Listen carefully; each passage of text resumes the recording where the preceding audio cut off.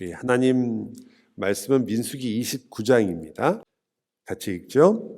일곱째 달에 이르러는 그 달 초하루에 성회로 모이고 아무 노동도 하지 말라. 이는 너희가 나팔을 불날이니라. 너희는 수송아지 한 마리와 수장 한 마리와 1년 되고 흠없는 수장 7마리를 여호와께 향기로운 번제로 드릴 것이며 그 소재로는 고운 가루에 기름을 섞어서 쓰되 수송아지에는 10분의 3이요 숫 양에는 10분의 2요 어린 양 7마리에는 어린 양 한 마리마다 10분의 1을 드릴 것이며 또 너희를 속죄하기 위하여 숫염소 한 마리로 속죄제를 드리되 그 달에 번제와 그 소제와 상번제와 소제와 그 전제 외에 그 규례를 따라 향기로운 냄새로 화제를 여호와께 드릴 것이니라. 아멘. 여러분이 지난 시간에 27장과 28장을 했는데요. 특히 28장을 보면 거기 여러 가지 제사들이 나왔잖아요.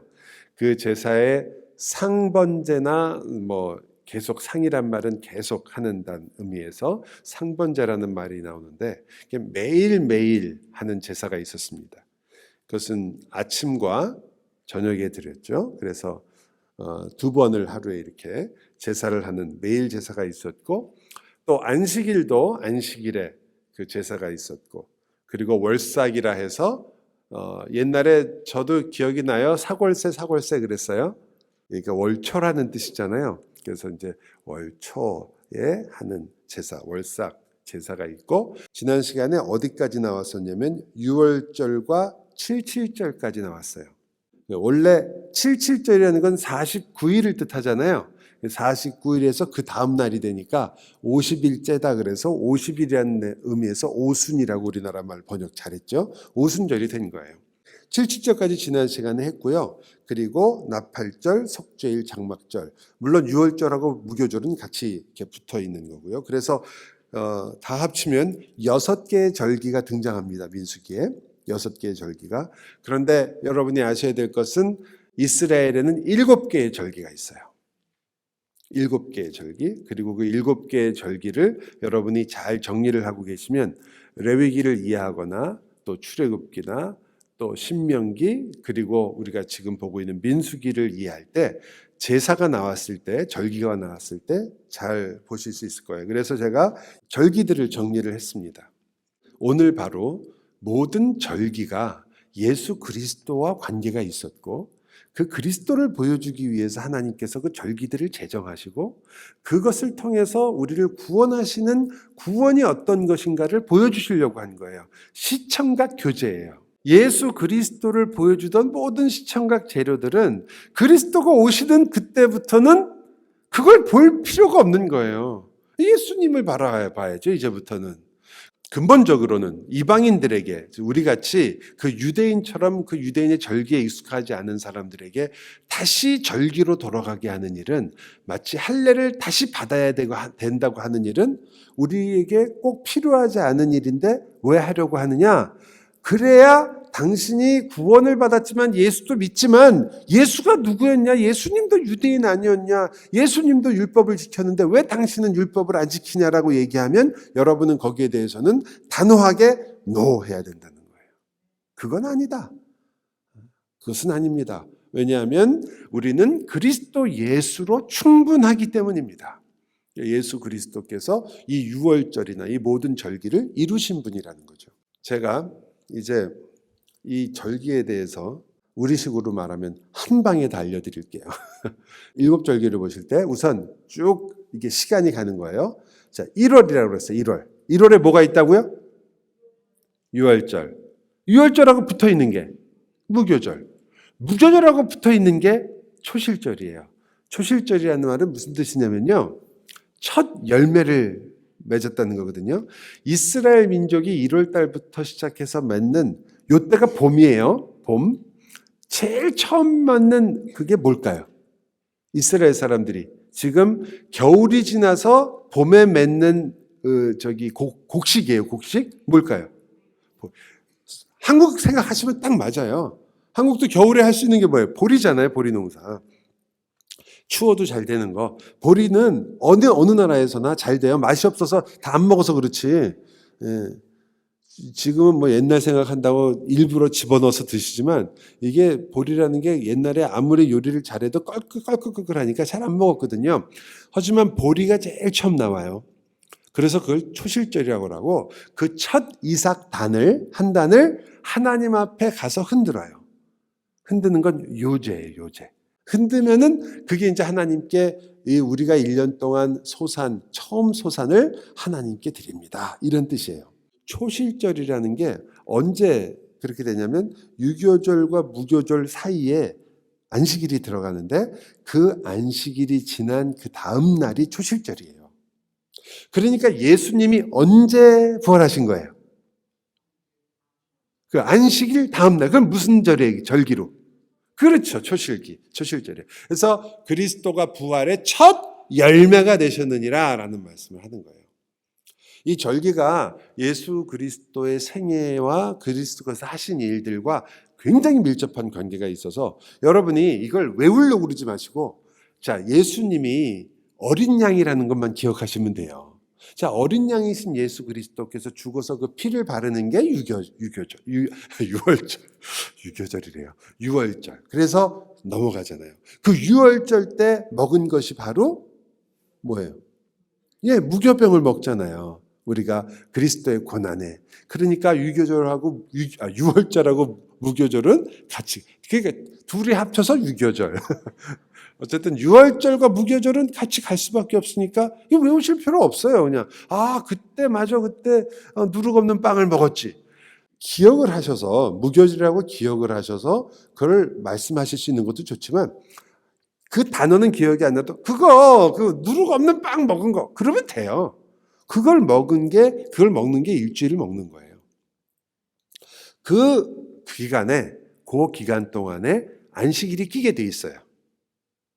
그때 안식일이 끼었을 때 그 당시 1월 달에 처음 나온 열매인 보리를 첫 이삭을 하나님께 드리는 날이 초실절이 된 거예요.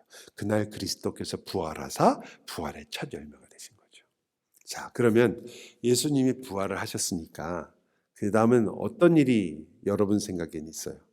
예수님 부활하신 다음에 무슨 일이 생겼어요? 예수님 부활하셔서 40일 동안 이 땅에 계시다가 올라가셨죠. 그리고도 그로부터 한 10일 정도 있다가 무슨 사건이 벌어져요? 오순절이 벌어지잖아요. 1월 달이 늦은 비가 올 때가 봄이에요. 캘리포니아 기후랑 똑같으니까 요즘은 캘리포니아 비가 너무 안 와서 좀 다르지만 캘리포니아 언제 비가 와요? 여름에 와요? 겨울에 와요? 겨울에 오잖아요. 똑같아요. 거기도 우기예요, 겨울이.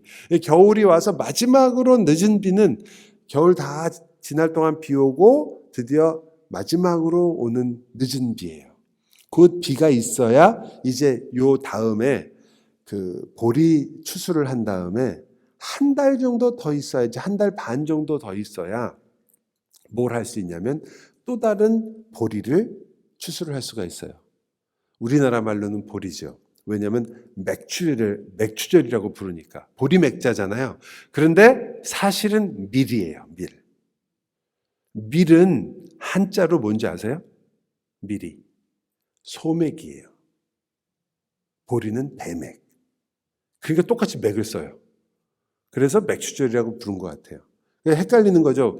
보리 추수가 아니라 이때는 3월 달인데 3월 달에는 칠칠절이라고 해서 칠칠절은 이름이 좀 다르지만 맥추절이 된 거예요. 그래서 늦은 비가 오는 그 봄에 지나서 그 늦은 비 때문에 드디어 밀을 추수하게 됐습니다. 이게 칠칠절이에요. 맥추절이라고 부르는 거죠. 따라서 맥추절이지만 처음 밀의 열매거든요. 첫 열매예요. 밀의 첫 열매이기 때문에 성경에 초실절처럼 부를 때가 있어요. 첫 열매라고. 그래서 초실절이라고 부르기도 하거든요. 그래서 우리가 초실절로부터 초실절로 온 걸 볼 수 있어요. 근데 사실은 보리부터 밀로 온 거예요. 그런데 이 지키는 방식이 달라요. 보리는 그냥 보리 첫 이삭 한 단을 바쳤어요. 그리고는 한 4개월 가까이 건기예요. 이 뜨거울 때는 뭐가 자랄까요, 여러분? 자, 곡식은 물이 많아야지 잘 자라죠. 근데 곡식 외에 그래도 자라서 열매를 맺게 할 수 있는 게 있어요. 물이 좀 적어도. 어느 거예요? 물이 적어도 열매를 얻는 거. 과수원이에요. 과수원. 나무는 물이 적어도 열매를 맺죠. 제일 큰 게 올리브하고 포도네요. 그 올리브와 포도를 수확하는 게 이제 7, 8월인 거예요. 올리브하고 포도를. 그러면 7, 8월은 어느 때냐? 우리로 치면 9월이거든요. 플러스 2 하면 돼요. 플러스 2나 3. 그 정도 하면 9월에서 10월 요때예요. 자, 그러면 9월에서 10월 때는 그때가 되면 여러분 여기서도 포도가 나잖아요. 그죠? 올리브 나무도 이때 나오는 거예요. 그 7월 달에 그래서 나팔절이에요. 요거 7월 달에 나팔절은 그 이스라엘의 1월이에요. 신년절이라고 불러요. 그래서 요거를. 종교력으로는 6월절이 1월인데 농사를 하는 사람들한테는 이 나팔절이 1월이에요. 왜 그러냐면 이때부터 모종을 준비해야 되니까. 모종을. 이제 곧 우기로 들어서거든요. 이때가 이제 이른 비가 내릴 때예요. 그 7월 달에 나팔절이 있고 나서 10일 후에가 속죄일이에요. 그리고 5일 지나서가 장막절이에요. 그러니까 7월 달이 다 들어있어요. 요거예요. 7월 1일, 10일, 15일. 아까는 1월 14일, 15일, 한 21일. 이렇게 절기가 흩어져 있지 않아요. 이렇게 딱 두 개로 나눠져 있고 중간에 딱 77절이 있는 거예요. 제가 색깔을 다르게 했죠. 여러분이 절기를 다 배우신 거예요. 이때가 이른 비가 내리는 가을철인 거죠. 비가 내리기 시작해 이제. 조금 빨리. 진짜 비는 겨울에 내리는데 이른 비가 와요. 그 이른 비가 있어야 뭘 할 수 있어요? 씨를 뿌려서 파종을 하는 거예요. 일곱 절기는 이렇게 연결이 되어 있습니다. 자, 이제 나팔절은 나팔절을 이해하시기 위해서는 역시 똑같은 이스라엘이 나팔절을 어떻게 이해했느냐 두 가지도 이해를 합니다. 이 나팔절은 전쟁이 있을 때도 불고 여호와의 날을 이야기할 때도 붑니다. 하나는 하나님의 심판과 경고와 회개에 대한 촉구가 있는 거예요. 왜 그렇게 됐느냐면요. 자, 이스라엘이 하나님께서 모세가 율법을 받으러 40일 동안 올라간 다음에 내려왔을 때 어떤 일이 벌어졌죠? 금송아지 만들어가지고 우상숭배했잖아요. 하나님께서 이스라엘을 벌 주시고 다시 돌을 깎아가지고 돌판 2개를 가지고 올라가요. 주님께서 다시 십계명을 내가 너한테 다시 주겠다. 40일 동안 다시 올라가거든요. 그 올라간 40일 동안을 지금 이스라엘 백성들은 그때 율법을 하나님께서 주셨고 돌아왔을 때 모세가 다시 내려왔을 때 이스라엘이 범죄했었다. 그래서 하나님께 심판과 어려움을 당해서 모세가 다시 올라가서 다시 받아왔다. 그 다시 올라가서 다시 받아온 그때를 바로 이 나팔절과 연결시킨 거예요. 그래서 나팔절은 어떻게 되냐면 이제 속죄일 자체가 10일 후에 있는 속죄일이 바로 모세가 올라가 가지고 회개하고 기도하잖아요. 그래서 그 회개가 끝나고 내려오는 바로 그 날이 속죄일로 정해서 그날 모든 백성들이 하나님 앞에 회개하는 날이 되고, 그러면 그 전에 40일은 뭘 해야 돼요? 모세가 뭐 했어요? 산에 올라가서 율법도 받았지만 회개했단 말이에요. 그래서 그 전에 40일, 즉 속죄일로부터 뒤로 40일 동안을 이스라엘 민족들은 전부 다 그때부터 회개의 날로 삼아요. 근데 회개의 날로 삼는 한 달, 지금으로 말하면 6월 달이 되겠죠. 7월 달부터 나팔절이니까 6월 달이 엘룰월인데 그 6월 달 한 달 동안을 회개하는 마음으로 경건하게 보냅니다. 그리고 나팔절 때부터 10일 동안을 회개하는 시기로 봐서 이렇게 지금 통곡의 벽이죠. 성전이 없으니까 여기 가서 10일 동안 기도를 합니다.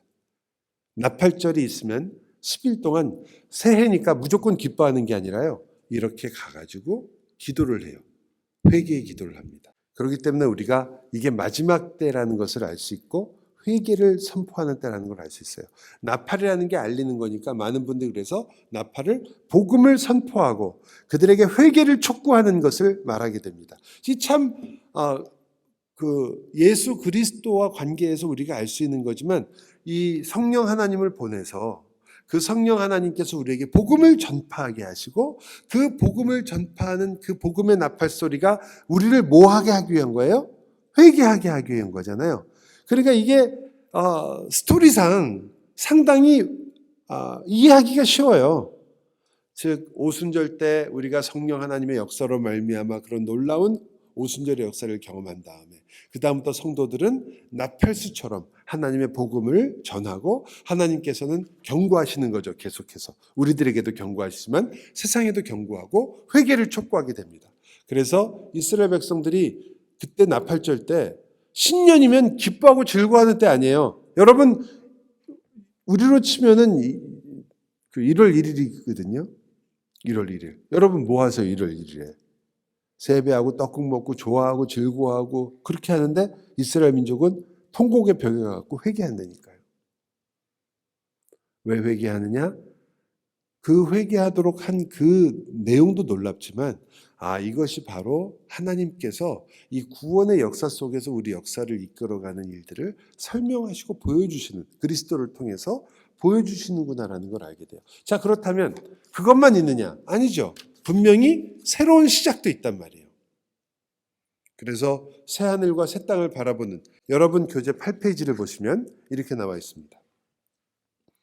7 천사가 나팔을 불매 하늘에 큰 음성이 나서 이르되 세상 나라가 우리 주와 그의 그리스도의 나라가 되어 그가 세세토록 왕노릇 하시리로다 하니 요한계시록 11장 15절 말씀이에요.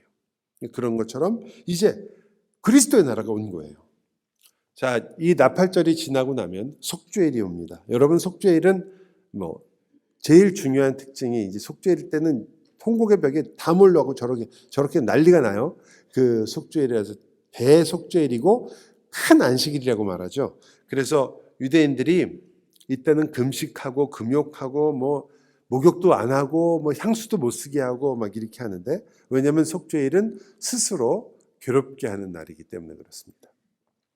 그런데 이 스스로 괴롭게 한다는 말은 자기 몸을 그렇게 힘들게 하는 고행을 하라는 뜻이 아니에요. 이 말은 영어 성경이 번역을 잘했는데요. 너 자신을 부인하라라는 거예요. 그게 스스로 괴롭게 하라는 말이에요. 너 자신을 부인하라. 그래서 금식을 하더라도 왜 금식을 하느냐? 불쌍하게 보이려고 금식하는 게 아닌 거죠. 예수님도 금식할 때 오히려 너는 기름을 바르고 사람들에게 보이려고 하지 마라. 불쌍하게 보이려고 나 금식한다 너무 힘들다 이렇게 하지 말라는 이유가 그렇게 함으로써 너희가 사람들에게 보이려고 하는 금식은 잘못된 금식이다. 금식할 때 오히려 너는 금식하지 않는 것처럼 단정하게 깨끗하게. 왜 그러냐면 금식이라는 건 무슨 뜻이냐? 네가 배고파하게 보여가지고 하나님 나 못 먹고 삽니다. 하나님 자식이 지금 이렇게 굶습니다. 이걸 보여줘서 하나님의 부성애를 자극하려고 하는 게 아니라 하나님 나는 밥을 먹고 사는 인간인데 내가 밥을 먹지 않습니다. 즉 내가 나 자신을 거기다 기대하지 않고 하나님께 기대겠습니다. 하나님을 바라보겠습니다. 그래서 금식하는 거거든요. 그래서 금식은 나 자신을 부인하는 일이에요. 나를 의지하지 않습니다. 근데 이게 사람에게 가장 힘든 일인 거예요. 여러분과 저는 무슨 일이든지 기회만 있으면 나를 의지하고 싶지 하나님을 의지하고 싶은 게 아니거든요. 우리가 예수를 믿고 나서도 이게 잘 안 바뀔 때가 많아요. 그래서 예수님이 우리에게 아시기 때문에 말씀하시는 거예요. 나를 따르려거든 뭐부터 해야 돼요? 자기를 부인하고 너 자신을 낮추고 너 자신을 부인해야 된다. 그 말은 나 자신이 나를 의지하지 않고 하나님을 의지하는 삶을 배워나가야 돼요. 이게 얼마나 어려우면 여러분 이걸 우리가 이 세상에 사는 동안 아무도 온전하게 못해요. 그만큼 어려운 거예요. 여러분이 정말 자신을 의지하지 않고 하나님을 100% 의지하잖아요. 예수님이 그렇게 하셨는데 그러면 여러분 저는 걱정, 근심이 없어요. 뭐가 어려워요, 세상에. 하나님을 완전하게 의지하는데 여러분이 뭐가 걱정이 있고 뭐가 힘들고 뭐가 어려워 말이 안 되거든요. 예수님 아시죠? 그렇기 때문에 그 동사 자체를 현재형으로 해서 계속 끊임없이 하라 이렇게 얘기하시는 거예요. 나를 완전히 부인해버렸으면 여러분은 지금 좌우고 앉아서 이렇게 성경 공부를 안 하시고 주님하고 지금 바둑 두고 계시겠죠.